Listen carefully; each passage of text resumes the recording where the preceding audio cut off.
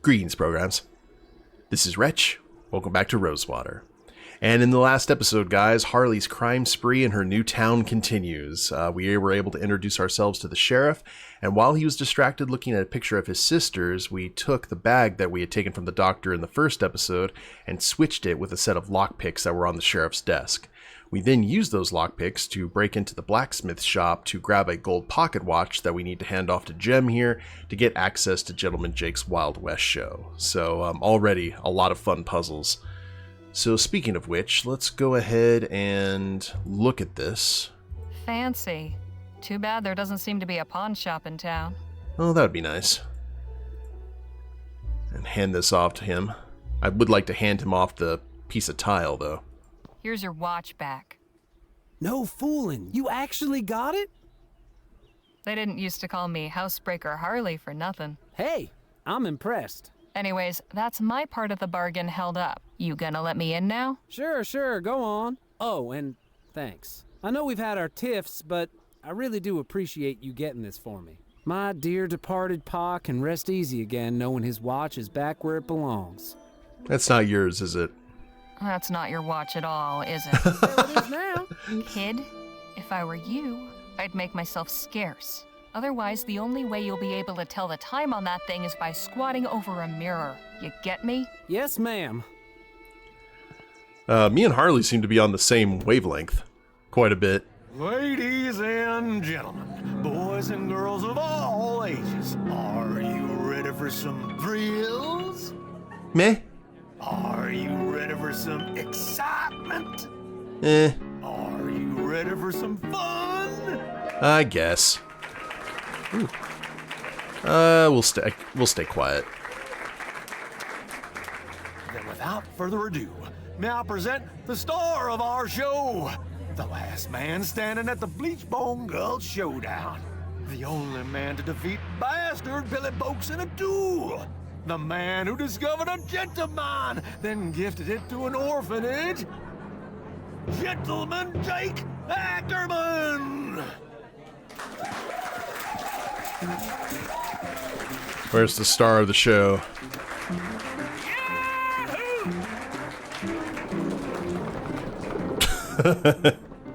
Okay.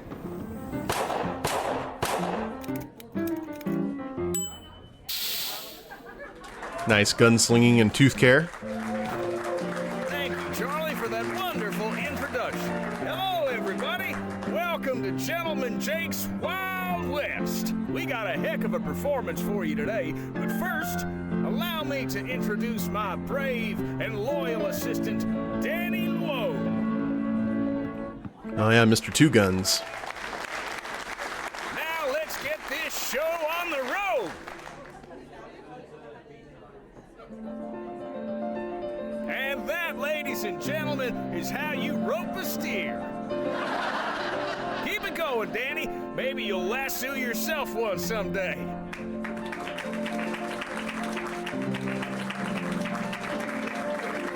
Staying quiet. Stoic reporter.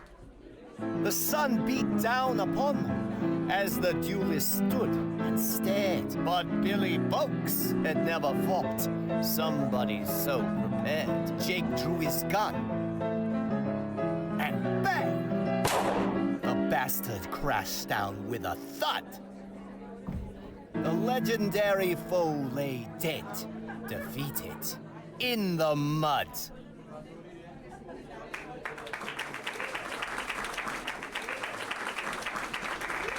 The individual animations for each character is nuts. And now for a most challenging proposition, perhaps the greatest feat of marksmanship to which a man can set his sights. You see those 5 juggling balls that Charlie keeps whirling aloft in such a dizzying display? Ladies and gentlemen, fix your eyes on that green ball in particular, and do not dare blink. For with but a single bullet, I will pluck it from the very air.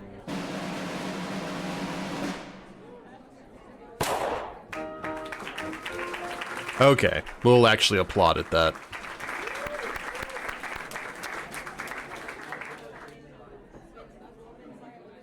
And that, ladies and gentlemen, is our show. Thank you all so much. You've been a truly magnanimous, magnificent, and majestic audience. And you can take home a piece of the legend. Come on down to the Check of Diamonds to get an autograph or a souvenir ferrotype. We'll be there until last call. Stop by and shake hands with Gentleman Jake. Ladies and gentlemen, good night. I'm getting like Green Hornet and Kato vibes from them. Well, that was the show. See everyone leaving in a leaving in a crowd.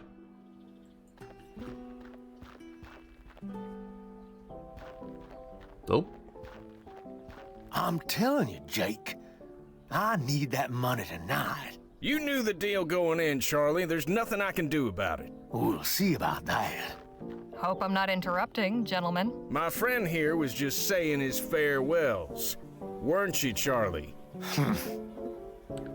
Charlie was kind of the jobber. Please do pardon that unpleasant display. What can I do for you, my dear?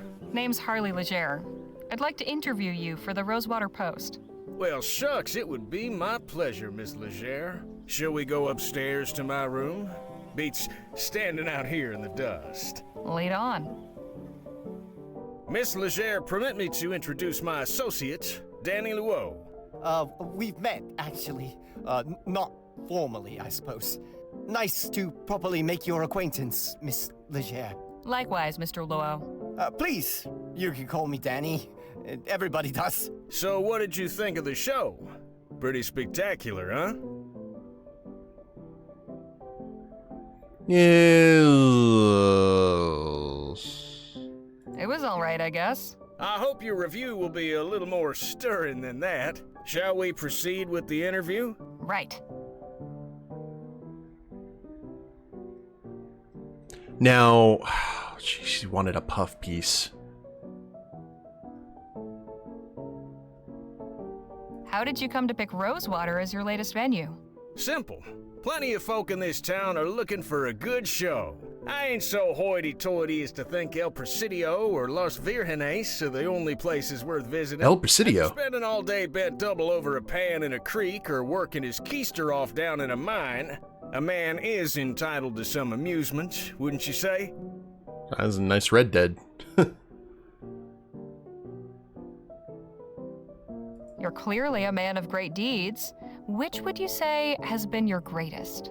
I value all my accomplishments equally, Miss Leger. To single any one out would diminish the others. I couldn't bring myself to do that. What a noble sentiment. I like to think so. Mr. Ackerman, your show has all the momentum of a runaway freight train. How are you so popular? What's something nobody knows about you? Give me something juicy. I'm something of an open book, Miss Leger. Keeping secrets ain't really my modus operandi. Come on, everyone's got secrets. Oh, I think you'll find I'm not like most folk. Okay.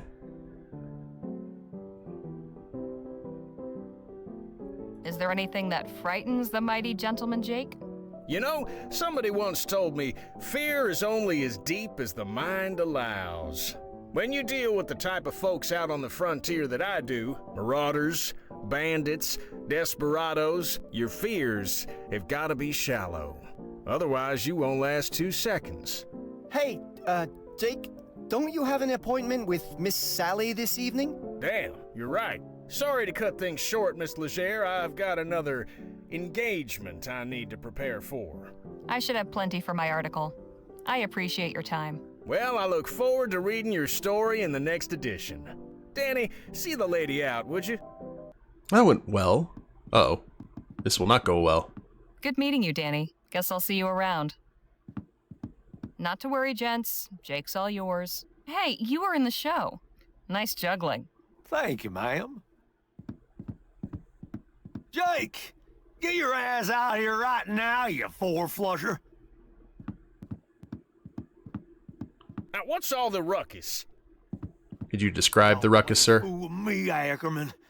You know damn well why I'm here. You might think you can give me the runaround, but I wonder if my friends here won't convince you to pay up. Charlie.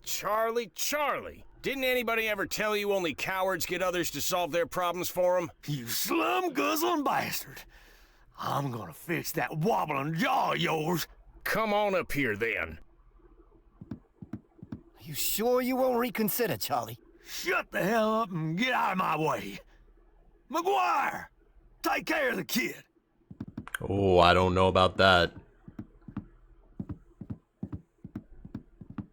Let's dance, cowboy. Oh, and they're fighting. I suggest you clear out while you can, little lady. This can get ugly. From where I'm standing, it's pretty damn ugly already. Hey! So that's how you want it, huh? Fine. I'll let the boss deal with you when he's done. Sounded like the guy who voiced Arthur Morgan. Okay, no, I don't have my... That's unfortunate. Ooh-wee. Hey, can you come over here? You're in my way, you lummox. And that's where I'm staying.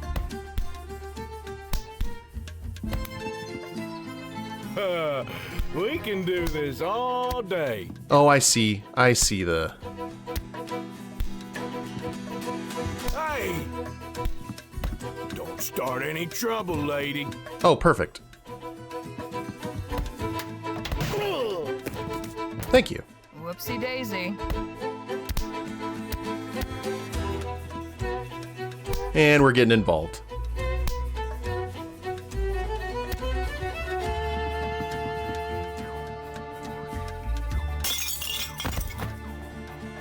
Hey, nice one. Not the most honorable way of winning a fight, but these boys were hardly playing fair.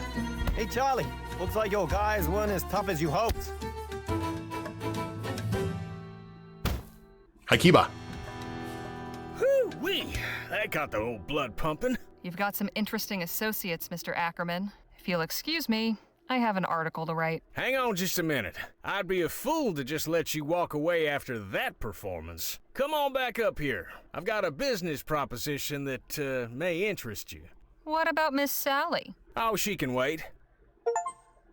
All right, Miss Legere, I won't beat around the bush. Danny and I are looking to get some folks together for a job, and I think you'd make a damn fine addition to the team. What sort of job? Ever hear of Dr. Bennett Clark? That's the Aethericity guy, right? Of course. The etheric researcher. What about him? Dr. Clark moved out here not long after the big disaster back in Lamplight City. He kept up his research, even did some demonstrations at the Opera House. Till one day, he just up and vanished. Nobody's seen hide nor hair of him in nearly a year.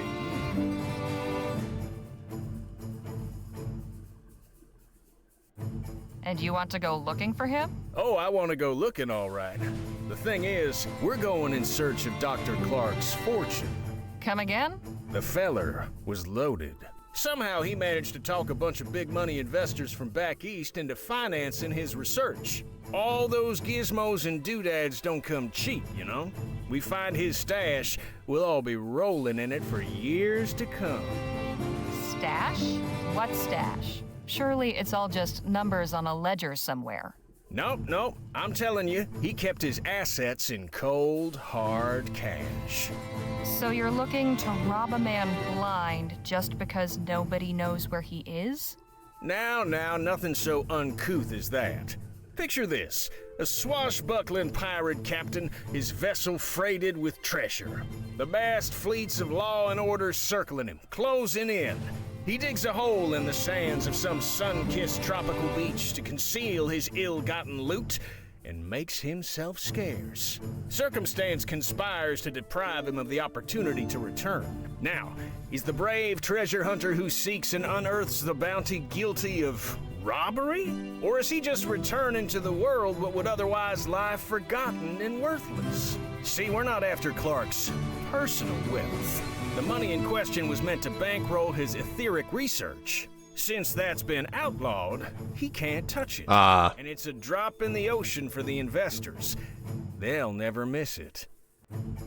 How many folks are you planning on bringing into this? That depends on what we find. But I promise you, we'll all get a fair split. Enough to make it all worthwhile. What's your plan? Clark had a lab nearby, a couple miles outside of town. Last place anybody saw him. We poke around there, retrace his steps, and it should lead us straight to the loot. Uh-huh. Now, call me crazy, but I get the impression you're not entirely convinced. Sharp one.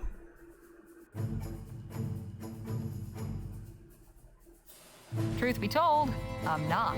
Assuming this fortune even exists, which it probably doesn't, how do I know you won't just leave me for dead and take it all for yourself?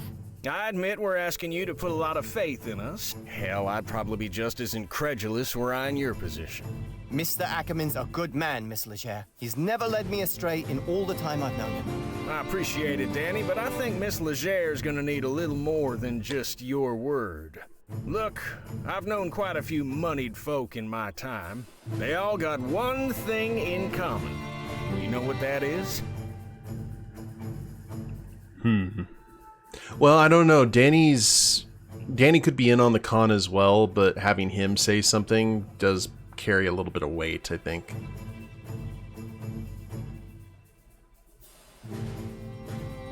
They couldn't give a rat's ass about folks like you and me? I admit I cannot emphatically contradict you there, but not what I meant. So what do they have in common? They're good at keeping their money safe. Clark's cash is out there. I just know it. As far as your safety, you just took out a couple of brutes twice our size. It's plain to see you can take care of yourself. I'm pretty good with my pistols, and Mr. Ackerman can talk his way out of anything. But we could use somebody who's good in a fight. Besides, stick around old Jake long enough and you'll have enough material to write a whole book. Forget a measly little write-up in the local rag. I'm offering you a front row seat to a much better show. So, what do you say? Would be a good story. All right, Mr. Ackerman. I'm in. At the very least, this venture should make for an interesting tale. I'm pleased to hear you say that. You won't regret this, Miss Leger. We'll set out for the lab at daybreak. And please, call me Jake. So I'm glad that he's not completely incompetent. I was wondering if that was going to be the case. Dr. Clark's laboratory is a short hike from Rosewater. After getting run out of Lamplight City, this is where he went to ground. A secluded desert facility where he could get up to who knows what.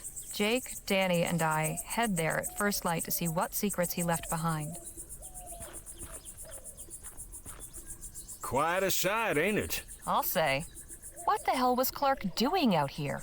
That's a question for minds greater than ours, Miss Leger. We just want the money.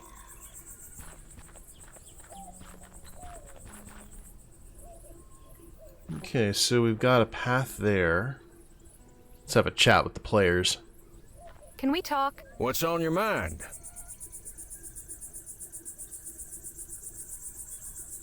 I've got some more questions about you. I'm always happy to answer. Just how did you come to learn about Clark's money? Not long ago, I got to talking with a feller at the saloon. The whiskey had loosened his lips and he blabbed all about the success of his Aurum claim. But then he told me about how he'd invested most of that Aurum in Clark's research and how he wasn't the only one. And you're certain these investors won't be wanting their money back? Can't speak for the rest, but this feller won't. See, his aforementioned loose lips got him into trouble with some other folk. Poor bastard was shot dead in the street. I see. Well... How'd you and Danny get together? I was packing up after a run of shows in Quick Point, having a hard time of it. You see, my assistant had up and left a few days prior, so I was flying solo. Your assistant left? Why? The showman's life ain't for everybody. I don't fault him for it. Anyhow, Danny comes up and offers to help with the crates. You should have seen him. Eyes wide, hands shaking, downright charming. So Danny gives me a hand and we get to talking. Turns out he's got experience roping and shooting. He even gave me a demonstration. I offered him the job as my assistant on the spot. The rest, as they say, is history. So what I assume happened is when Charlie was doing that juggling, it wasn't Jake that shot it, it was Danny from offstage. Would you care to recount some of your previous adventures? I'd love to, but I'm afraid now just ain't the time. As soon as we have a respite, I'll be glad to regale you. I'm impressed, Miss Leger. Never thought I'd live to see the day Jake refused to tell his story. Enough jabber. Let's push on. Let's jabber with you, Jake. Or excuse Hey, me, Danny. Ma'am? I want to know something about you, Danny. Okay. Like what? You and Jake known each other long? Gosh, that's a good question. I guess it's been about 2 years? Sounds about right. Time goes by quick when you travel around as much as we do. What did you do before becoming Jake's assistant? Oh, nothing glamorous. I was a stable hand in Quick Point. Life with Gentleman Jake is certainly more, lively. Just how old are you anyway? I'll be 21 this winter, but I can handle myself just fine if that's what you're worried about. True enough. Danny's more experienced than some folk twice his age. You'd be a fool to underestimate him. Have you got any family? Sure, my parents and older brother live on the coast, near El Presidio. I write them every month. I haven't seen them in a dog's age, though. But Jake's been like family to me, really. We should get a move on. Okay. Well, that's good. That's a pleasant surprise. Hopefully Jake doesn't swerve us.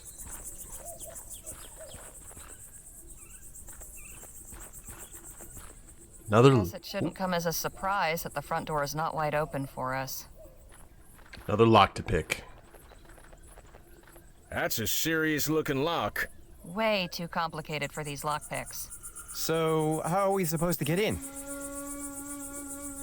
Some dynamite, maybe? Now that's not a bad idea. My old pal Captain Stokes is stationed nearby at Fort Beaumont. He owes me a favor, or two. Maybe he could give us some high-powered equipment to get inside. You read my mind, Danny boy. Wouldn't do any harm to take a look around out here first, though. Yeah, find some items. Locked up tight. Whoever closed this place up really didn't want anybody getting in.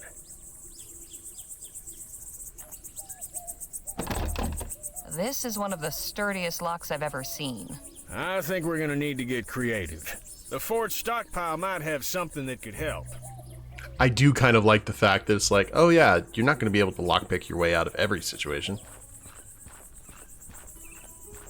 Wonder if Dr. Clark boarded these up himself.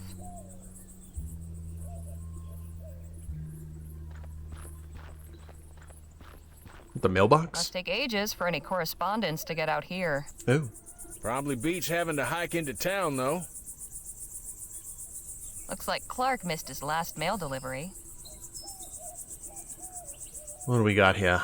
Seems to be from another scientist. February 12th, 1850. Dr. Clark, I hope this letter finds you well. Upon hearing news of the reactionary and ignorant ban our leaders have seen fit to impose, my thoughts went to you and your thankless labors in the wilderness. When they hounded you out after the expo, and I wouldn't be surprised if Leroy's cronies sabotaged your display to discredit you, you were undaunted. After enduring such a trying year, I know how much building that lab out there meant to you. A turning point in your fortunes, or so it seemed. Yet I am sure you will persevere once more. One day when rationality again prevails in the halls of government and this silly thing is lifted, I hope to take you up on your offer of a tour. If you've returned to the bosom of civilization by then, all the better. With warm regards, Dr. Roderick Nethersole. P.S. How you managed to rig a TT-180 console to control both your equipment and door mechanisms still baffles me. Mine is destined for the scrapyard. Equipment and door mechanisms, huh? Dr. Clark really liked his sarsaparilla. There must be at least 30 empty bottles in these crates. I once drank 10 bottles of sarsaparilla for a bet. Did you win? Well, yes, and no. This too shall pass. Doing some tidying, are we? We might find some use for these. Come help me. I can't carry them all myself. Hey, I ain't gonna start belly aching if you want to go around collecting refuse. Might fetch us a few shillings if we sell them back at the Jack of Diamonds. Oh, that's fair. There you go. And some for you. Thanks. Maybe we'll need some money. The good doctor was pretty self-sufficient out here.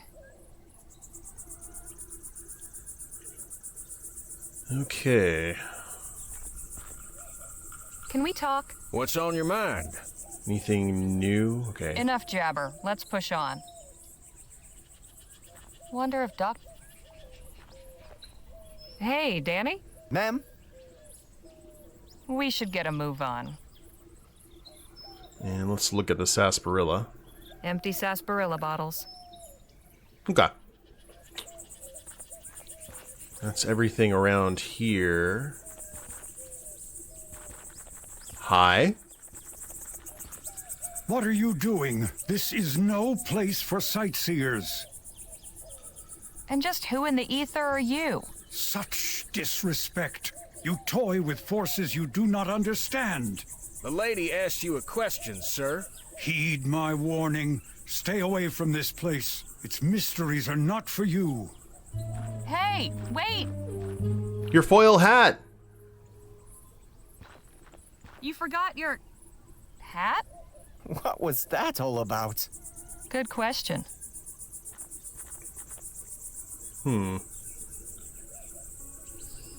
Tinfoil. Why was that man wearing it as a hat? Do we get to wear it? Yes, please. This isn't really my style. Yeah, but still. So maybe we could go ahead and combine it with something? Oh, we can't combine like that. Okay. That's good to know.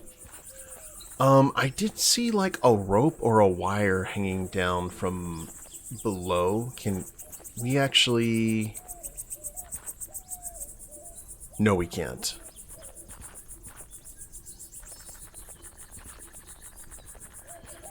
So, let's, I guess, travel this direction? No sign of that odd bearded fellow. I wonder where he scampered off to. I reckon we got ourselves bigger fish to fry right now, Miss Legere. Oh, also, I think we could bear witness to the, Now there's something you don't see every day. You can say that again. Now there's something you don't see every day. What a literal turn of mind you have. Well done. Say that again. That was worth it. Okay. So, there's the fort. Let's go mosey over. Hey, look, a show! What a racket. She's pretty good, though. Anda! Okay. Caramba! Nobody in sight, but I'm sure there are guards somewhere. Híjole! Hey, anybody in there? What is it? I did not expect someone to be in there. What do you all get up to in this place? I'm really not at liberty to say, ma'am. Would you happen to know anything about the lab just over that way? No, and quite frankly, I don't care to. We'd like to come in, please. More unannounced visitors? Must be my lucky day. What country exiled you? None. We just want to speak with Captain Stokes. Afraid he's indisposed. Why don't you tell Stokes that Jake Ackerman needs a word? Gentleman Jake? At your service. We're not in the market for entertainment. It's like I said. Oh, dad blasted. Would you knock it off with the shooting already? I can't hear myself think! No. You call yourself a soldier when the sound of gunfire sets you quivering like a coward? Pathetic. Look, I can't help you. I'm sorry. So probably we need to get them to stop, and then we'll get into the fort. Carry on, soldier. Right. Go put those earplugs back in. Yeah. All right, guys. Well, we need to get ourselves inside the fort and then figure a way to get inside that lab. And hopefully we will do that in the next episode. Hope you all have enjoyed it. If you liked the episode, please leave a like down below. Subscribe to the channel, leave a comment. That'd be a big help. And we'll see you next time. Later days, everyone.